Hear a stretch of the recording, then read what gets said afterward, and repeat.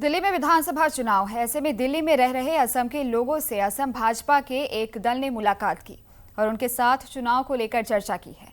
इस दल में केंद्रीय मंत्री पवित्र मार्घेरिटा और असम सरकार के मंत्री जयंत मल्ल बरुआ मौजूद थे। जयंत मल्ल बरुआ की अगुवाई में गया यह दल असम के लोगों के घर घर जाकर कैंपेन करेंगे।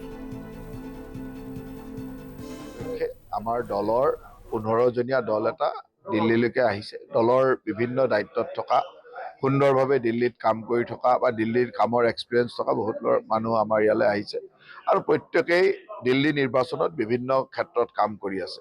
তাৰ লগে লগে আমাৰ ডাঙৰ লক্ষ্যটো হ'ল যে আমাৰ দিল্লীত যিসকল প্ৰবাসী অসমীয়া বা উত্তৰ পূৰ্বাঞ্চলৰ লোক আছে তেখেতসকলক ব্যক্তিগতভাৱে লগ কৰা, তেখেতসকলৰ লগত আলাপ আলোচনা কৰা আৰু ইয়াত যিখিনি মানুহ আছে বেছিভাগেই আমাৰ ভাৰতীয় জনতা পাৰ্টিৰ সমৰ্থক, মোদী ডাঙৰীয়াৰ সমৰ্থক, হিমন্ত বিশ্ব শৰ্মা ডাঙৰীয়াক মনে প্ৰাণে ভাল পোৱা ব্যক্তি আৰু সকলোৱে উৎসাহেৰে আহি আমাক লগ কৰিছে।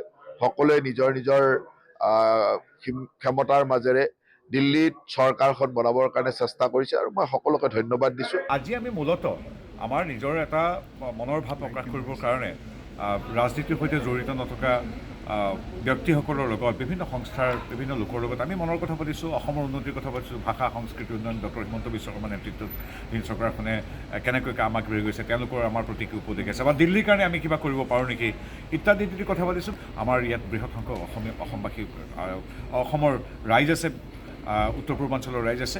আমাৰ তেওঁলোকৰ সৈতে মানুহৰ ঘৰে ঘৰে গৈ আমাৰ চুবুৰে চুবুৰে গৈ আমি মোদী ডাঙৰীয়াৰ হাত শক্তিশালী কৰিবৰ কাৰণে আমি সকলোকে আহ্বান জনাম।